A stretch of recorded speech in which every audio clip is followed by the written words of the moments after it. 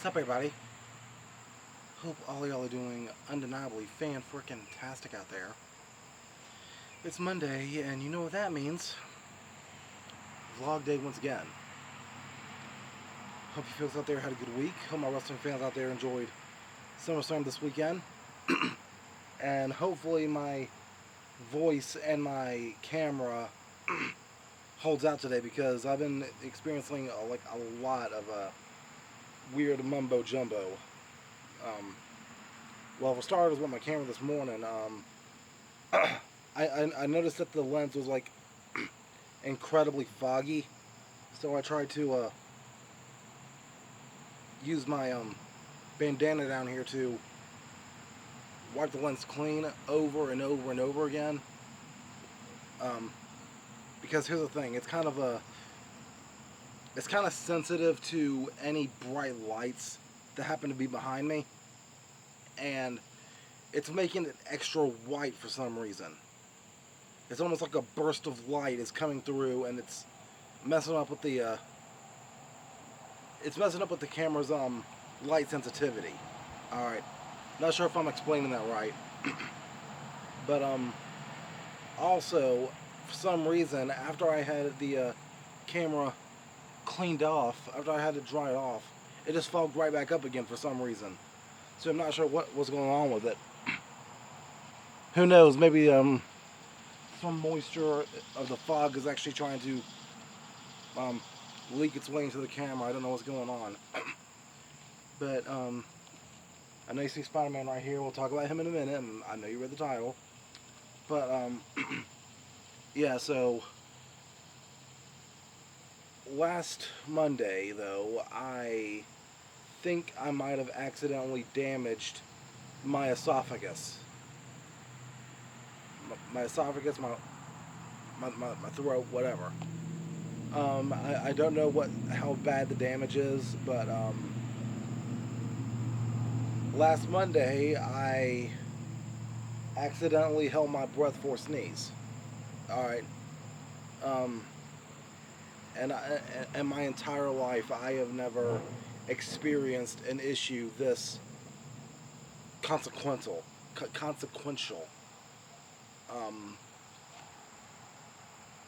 Because sometimes, yeah, when I sneeze, yes, it does come out. Other times, I can't help it. I accidentally hold my breath when I shouldn't.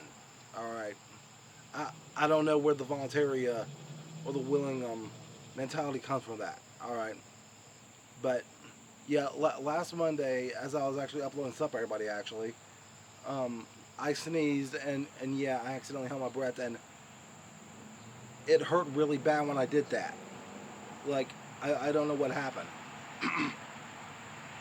And so yeah, I did sneeze, and I felt something at the back of my throat where it almost felt like the lid that separates my windpipe from my food pipe. It felt like it got damaged from underneath, almost. Yeah. And I tried to ignore, but for the next few days after that, I was trying to heal up a little bit. I mean, I can still breathe, I can still talk, I guess, and I can still swallow, even though sometimes it gets a little bit annoying. But earlier this week, as soon as I thought I was getting healed up pretty nicely, yesterday, Sunday actually, twice actually, it happened again. The moment where I accidentally hold my breath for a sneeze, and it got worse. Like, I feel worse than I did last Monday. Alright. Because it happened once while I was in church, and it happened again about a minute or two into the Spider-Man movie. And yes, sure enough, I started feeling that pain again, but now it feels worse. And now listening to myself, yeah, it definitely sounds like I got a sore throat again. Like something's it almost feels like I have a hand inside of my neck right now, squeezing my esophagus. Okay, well, maybe not squeezing, but there's definitely a firm grip sensation on my throat down here. Alright, so um, I don't know how much longer I gotta feel like this, but this is extremely annoying. Okay, like this is very annoying. Um, I mean, yeah, I can still eat, I can still swallow. The only issue is that sometimes swallowing gets very, very annoying. Like, why does I gotta hurt? Why does I gotta hurt? And it doesn't matter what I'm swallowing. It doesn't matter if it's soft food or hard food or whatever. Like it's just the act of moving that muscle. So in a way, yeah, I think I kind of ticked off a muscle or like hurt something down there. All right. So hopefully this is gone by Friday, but I'm not gonna hold my breath. All right. Yeah. So let me check something right quick. Okay. All right. So yeah. About my Spider-Man Brand New Day review. Despite the neck spasms, I still found a way to enjoy it yesterday. Um, yeah. So, like, don't worry. This is gonna be a non-spoiler review. Okay, no spoilers this week. Um, One thing I will say is that. Try to think of how to put this. Okay, now I know probably a lot of you heard a lot of rumors heading into this thing about certain characters that would be in it. All I can say is that the best way I can describe it is two of those characters are not in it at all. They're not in it, and they're not mentioned whatsoever. So don't get your hopes up. All right. Now, um, if you're an emotional person,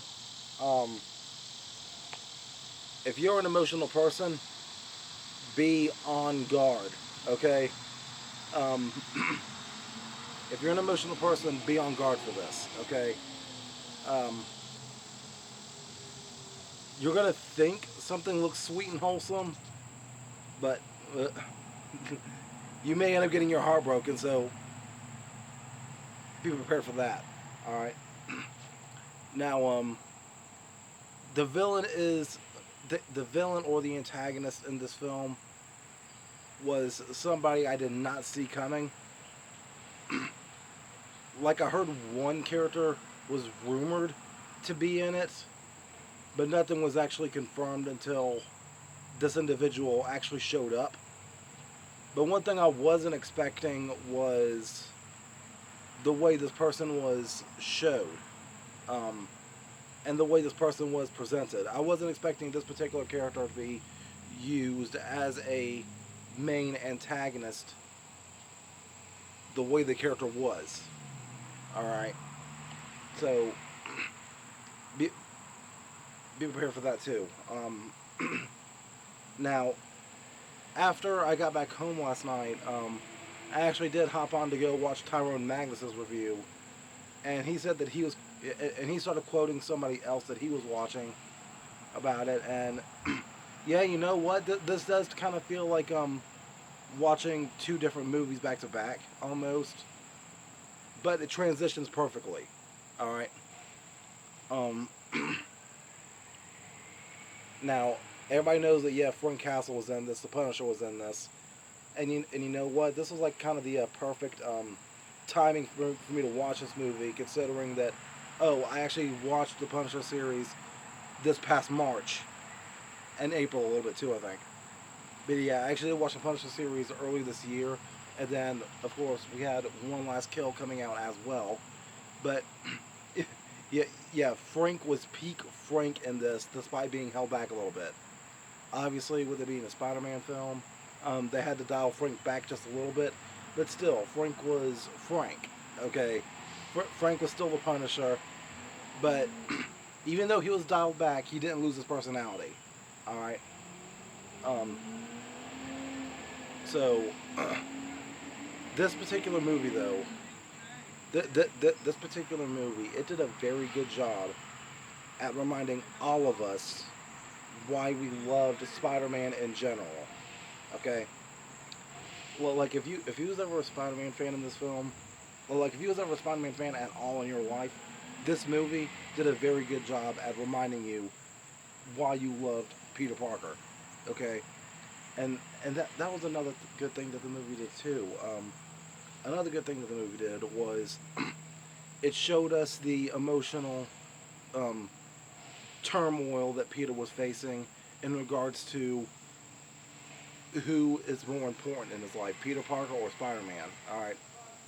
So, like the way they presented that storyline going into this, pretty cool. Pretty cool. And the more you watch it, you're gonna find out. Wait a minute. Spider-Man didn't do that. Peter Parker did. Like, when you think about Spider-Man, you think about the mask, you think about the suit, you think about the secret identity, okay?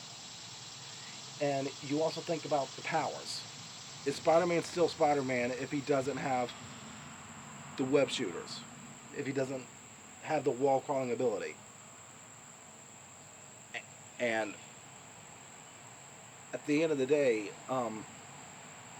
Peter found a way to be authentically himself and stick true to his morals, and it paid off to a degree. It paid off to a degree. But yeah. And the trailer shows you one version of Hulk, but trust me, you're gonna love Hulk in this. This Hulk, the Hulk in this movie, did a very good job at picking up the scraps of broken-hearted Hulk fans over the years. Okay, if you was a Hulk fan that got broken-hearted from She-Hulk and Endgame with the Professor Hulk and everything, trust me, this movie does a lot of healing. Okay. But try to think about something else to describe this film. Here, trash truck. Okay. But yeah. I'm not trying to think about something else to describe. I know I was forgetting something.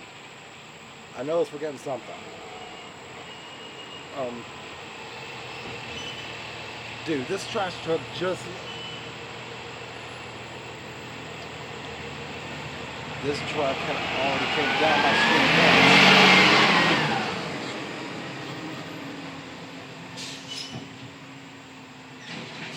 What the heck? That same truck just already came up the street earlier.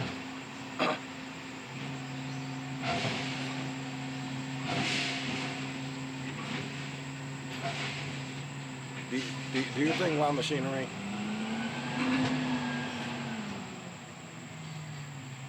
But yeah. Sorry, that just broke my train of thought.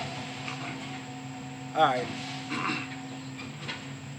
So another thing that was going on with this movie was that I knew I had to talk about was, just for me personally, I felt like a good mental challenge walking into this thing, and Peter was presented with some information that made me stop and think, now wait a dang minute, why is this hitting close to home? Because then you had Homecoming, then you had Far From Home, then you had No Way Home, and now this one, for me personally, it was, wow, close to home. All right. Like this movie at this particular time, it reminded me, it's like, wait a minute, why is this so relatable? And now I'm looking at that trash truck in the distance, and it's turning around just to ruin my video's audio. Ugh. But yeah, Spider-Man Brand New Day was very relatable. Very relatable indeed. So, oh yeah, that was the other thing I wanted to talk about too. Everybody loves Tobey Maguire Spider-Man. I understand that. I can't get out of this one. I gotta wait for them to grab my trash can next. Go grab it.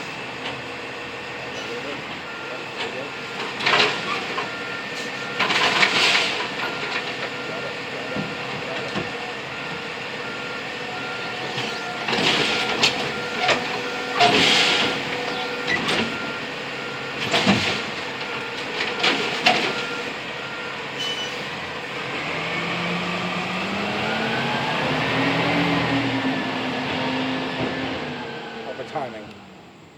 Okay, now another good thing this movie did was reminding us about the importance of power scaling and reminding us about the importance of how certain powers need to be not only utilized but learned through. Okay, now yes, everybody loves the OG Spider-Man, everybody loves the original Tobey Spider-Man, but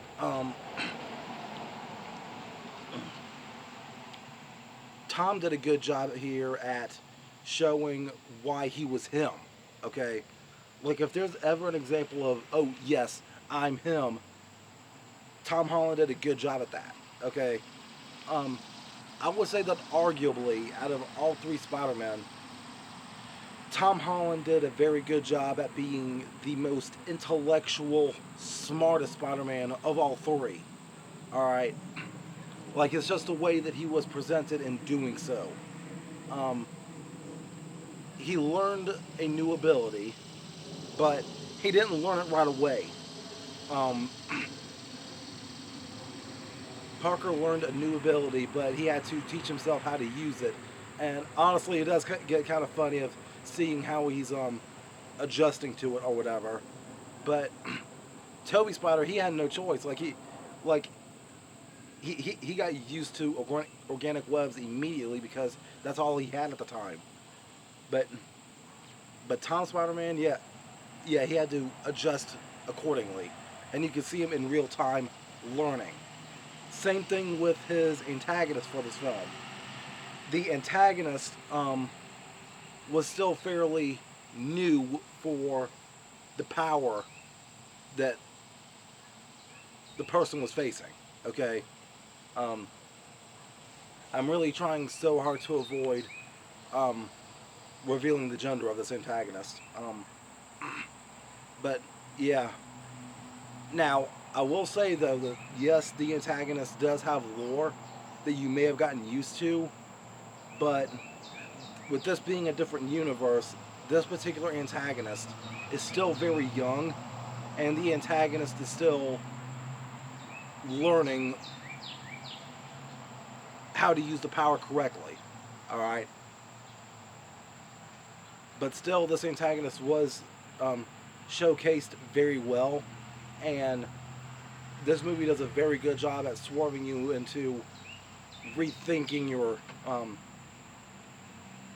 this movie does a good job at make you rethinking your standpoint about who's right and who's wrong. Alright? So yeah, this movie does get very emotional. So yeah, prepare yourself if you go to take a look at this. But